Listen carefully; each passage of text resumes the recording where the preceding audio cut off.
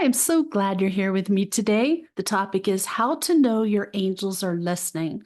Before we begin, a special hello to my listeners in Ballston Spa, New York. So glad to have you here. I see you there listening week after week, and it's exciting. Let's jump into this because a lot of times people ask me, they kind of feel like they don't have angels or theirs aren't with them because they just don't know the signs that their angels are listening to them, which is what inspired today's episode. So the just to kind of go over a little bit of this here. Some of you who are regular listeners already heard this, but there's always somebody new. The veil between the world of the physical and the world of spirit is a fragile one. Many can sense the angelic realm, but they can't quite touch it. They can't access it or communicate with it, but they have that longing, a yearning to do that. So if you're one of those who wish to communicate with your angels and spirit guides, I think you are. Why would you be here on my podcast? You might be wondering, are they listening? How do I get the attention of my angels? So it is a gift, a spiritual gift, to be able to communicate freely with angels and guides. To some people, it's second nature. I was born with it. I was lucky with that. But other people struggle with it. But I've made it my mission to try to help everybody who wants to, everybody who comes to me, help them be able to communicate with their angels. A lot of people are wrestling with self-doubt or self-worth, which can get in the way of taking on any new skill. But these are your angels and your spirit guides, and they're waiting patiently for you to communicate with them, and they will wait as long as it takes. It's not a race. You get there when you get there.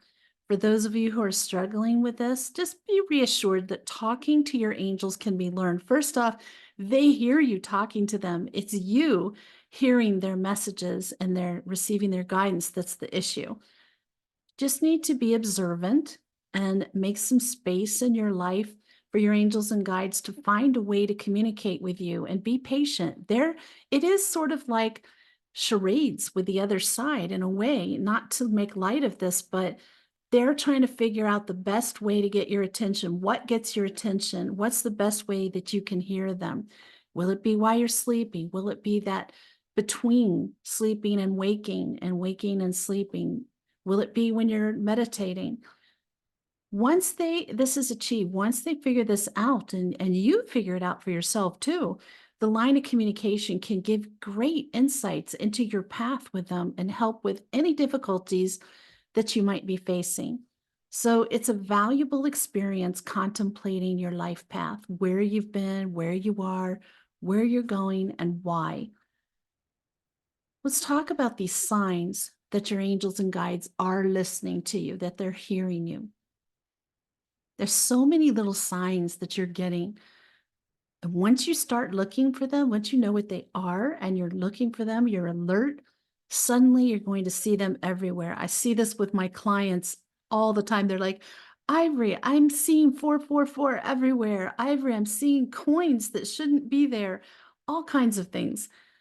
When you're talking to your angelic team, mulling over an issue, speaking with them about your struggles, and one of these following signs happens, which I'll go into in detail, you know your angels were listening to you. They heard your words, they heard your thoughts, they understood that you need their assistance. So the first one is feathers. That's a big one for me. A little feather floating down and landing on your face, finding a feather in a strange place.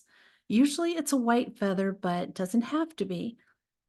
I'm going to tell you my experiences with feathers, if you haven't heard before. That is how my master guide got my attention and kept telling me, yes, yes, I'm your master guide. I was finding, once I said, please, I knew who he was. I had a dream. I saw him. He told me his name, Sir Marius. And I said, Sir Marius, please give me a sign that you're with me. Boom. I started finding these little white feathers in weird places, like in the butter dish in my refrigerator. It's in a closed container, in a closed container, in a closed refrigerator. I don't have birds in my house, so how did a little white feather get on top of the butter, placed right on top of it? I found it in a jewelry case that's been closed for years that was brand new jewelry. I had only opened it, looked at it, kind of tucked it away. Hadn't been opened in years. There's a little feather. I found it in a closed little knickknack container that can hold rings and things in it. It was just resting down and there wasn't there before. So you can start finding feathers in odd places. If you're out on a walk in nature and you're finding feathers on the path, that's not what we're talking about. That's natural. There's feathers out. There's birds all over outside. But let's say you're sitting on a bench. This happened with a client. Sitting on a bench and you're thinking about your angels and wondering if they hear you and asking them for a sign. And you look down and there's a white feather there that wasn't there before, right by your foot.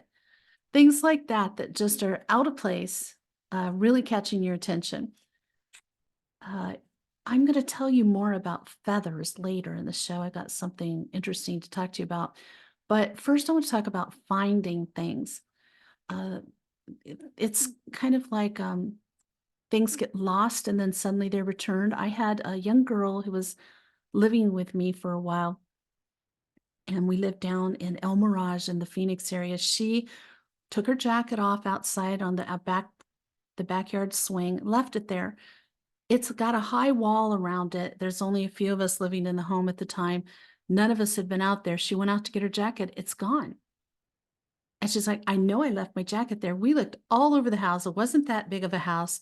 That jacket was nowhere to be found. And about a week later, it shows up again on the porch swing on the back porch. Things like that. The other one is things turning up that shouldn't be there. And probably the biggest one is coins. Finding pennies has long been thought to be spirit communication. When I lived in Cave Creek, Arizona, before I moved up here to the Sedona area, I had some weird things happening where I had a massage table on the second floor in a guest room. And I went up there to put some stuff in the closet up there, and there were stacks of coins on my massage table that were not there before. And I went, took the coins, put them away in the little coin holder. And later, maybe a day or so later, I went out and I had a garage door I had to open. It wasn't connected to the house. So I went out, opened the garage door, and just inside that automatic garage door is stacks of coins, quarters, nickels, dimes, all stacked in the correct spot, just barely inside the garage door. There's no rhyme or reason for those being there. That went on for quite a while. So pay attention to things like that. Another one is a scent. When you walk into the room and you smell an aroma, it's always going to be something really pleasant. There's a lot of different scents that are associated with angels. I talk about that in my book, but some of the few you might smell is like rosemary and rose. Some people smell jasmine. Some people smell that holy scent that you really can't quite identify. I associate that with Mother Mary, but some people smell that with the presence of angels. It's not like anything else you've ever smelled. It's just incredibly beautiful. It's floral, but there's something else there you can never quite identify. And some feel that the scent of frankincense or myrrh is about the presence of Archangel Michael. Remember that angels draw near to hold, protect, and guide us on our earthly walk. They bring love, hope, and divine inspiration. Angels show us the way and shine a light for us. They have made an agreement with us, made long before our birth, that they're going to aid us in times of need and keep us focused on our life's journey so that we learn what we came here to learn. We have the experiences we need. So another thing is light. Because angels in the actual celestial realm are beings of light, they most often show themselves as light forms. So if you might see balls of light, flashes of bright light, shapes in the clouds, rainbows can appear when you look up and then suddenly they're gone. Strange shapes or balls of light turning up in photographs. All of these can be signs that angels are near. So the different ways that I've seen them and can see them every day is sparks of light, little angelic sparks of light. They're usually white, gold, or silver, but they can be pastel color. They can be royal blue is a pretty popular one. Another one is what I call soft balls of light. Not soft balls, it's not a sports game. soft balls of light. They can be between the size of a golf ball, and I've seen them as big as a basketball. They can float gently across the room. They can flash in and out. They can move around the room. And the other thing is very bright flashes of light. Usually I've seen those when I was in grave danger, and I would see like the room would light up. I'm really aging myself here, but remember flashes on cameras, how bright they were, they would blind you. Brighter than that. I had one where I was sitting in a dark room, and I was in a house that was having a lot of negative, dark energy aimed at me. So I'm sitting in a dark room looking at my laptop, and it's dark. And then all of a sudden, the entire room, I could see it in my laptop screen. The entire room lit up like brighter than it is in there in noon.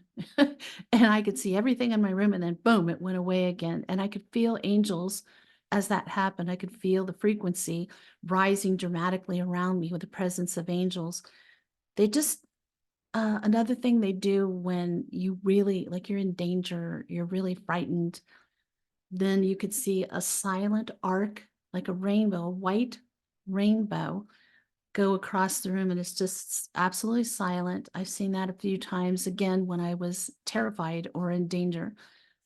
These are all ways I've seen angels. If you've seen them different ways in forms of light, please share it. I'd love to know. Everyone listening to this show is interested in angels, so they'll want to know too. Another one is energy. So just like spirit can do, angels can connect to you through energy. White noise is one way, either during a TV program or when you're listening to music. They can flicker lights, they can turn them on or off. They're particularly good at manipulating cell phones. Again, spirit is too, but we're talking about angels right now. They can pull up photos on your cell phone. They can leave messages. They can text you. They can cause your phone to glitch. They can make appliances in your kitchen, your garage door malfunction temporarily. They can do all kinds of things. So if you're asking for help and you're asking your angels for a sign, and this happens, it's a direct response to what you're saying, what you're thinking, what you're asking them for. Another one is sequencing, which is more commonly known as angel numbers. So if you keep seeing the same number sequence over and over, please pay attention. That is a really big way. I consider it angelic shorthand. It can happen by seeing the same numbers on your phone, on license plate, on a clock, pretty much anywhere. So sometimes you might be playing a game and your score keeps having the same series of numbers. I had a while where I was playing a game on my phone, and for about 6 weeks, I was seeing 444, 444. And I thought, well, maybe it's always does that, but it hasn't done it since. So when that happens, your angels are getting a message through to you, trying to. And you can look up a really great site. I'll put this in the show notes as well so you can see it, but enter into a Google search, angel numbers, Joanne Scribes. My angels love that site. Ever since the first time I came across it, they're like, oh, and I think I know why. So you can see the numbers repetitively and then look there like 111, 1111, whatever it may be. And it gives you three different possibilities of what it might mean. And I like that because none of us are cookie cutter. You're not me, I'm not you. We're all individuals. And so it gives you three different possibilities, and you can read the different options of what your angels might be trying to say and see if one of them feels right to you. For me, I get a yes from my angels, a physical yes of chills through my body. The more important it is for me, the more intense the chills. Yours might be different. You might just get a feeling. Speaking of physical sensations, that is another way that your angels let you know that they're listening. It's more direct. You could get a ringing in your ears, that angel ear. You could have a sudden feeling like your ears are underwater or popping. I get that underwater feeling a lot, where suddenly I can hear, but I can't hear very well. And it can happen when you're in danger, when someone's not being honest with you, or they're just trying to get your attention quickly. So you need to start looking around. What do I need to pay attention to or stop doing? Because it could be either one. It happens quickly, unexpectedly, and it is absolutely to get your attention. Another way you can tell if your angels are close by and responding is feeling them. So I get chills. Um, and again, in my book, I talk about how to figure out how you feel the presence of angels. Could be a tingling sensation. It could be warmer or cooler. You could feel a gentle touch. You can practice feeling the energy of angels. And once you know how you feel it, then you're going to know when they're trying to get your attention. Or if you say, Angels, I need your help, and you feel that, you know, okay, they're hearing me, they're here. And my book, Let Your Angels Lead, goes into how to do that in great detail. Another one is psychic experiences. So when you become more sensitive to angelic communication, you might experience clairaudience, clairvoyance, or other psychic gifts. You will see, hear, feel, smell, or sense your angels. Most people have one or two gifts, although some have all of them. And these are psychic experiences you did not have before for many people. If you never thought of yourself as having psychic ability, boom, suddenly you do. Your angels are using these gifts to get your attention, to say, yes, we're here. We hear you. We're with you. We're on the job. They could appear and speak to you. That's profound. It's the ultimate attention grabbing moment when they do that. Sometimes an angel will pass you by and smile at you, and you feel a glow from head to toe. Or they will speak to you, say something profound, and be gone. They can say it into your ear. You could hear it in your head like a thought. And sometimes a person, I've had people, angels posing as people, help me, say things to me, and then they're gone. And you might have experienced that as well. Sometimes they'll appear at the side or bottom of your bed, and you will feel your angels. You'll wake up and talk to them as if it's the most natural thing in the world, and then go right back to sleep. And in the morning, you will know, you'll be aware that something profound has happened for you. You're going to feel an insight or inspiration, or feel comforted about something that's going to happen, of which you feel you have no control over. So now you're open to angelic communication, and you're aware of the different ways that they could be saying, yes, I'm here. Yes, I hear you. You need to stay present. Accept the message you're given. And even if you don't understand it, say, thank you, angels, and just be grateful for it. Generally, all will become clear sooner or later. Sometimes time has to unfold, and in divine time, you will know exactly what that message means. And over time, these help you build your link to the spirit world, which is where angels are as well. So here's some tips for connecting with your angels, how to bring this all about a little faster. Number one, create sacred space. You know, I have that in my living room. Angels dwell in the divine. So create a space that embodies that for you.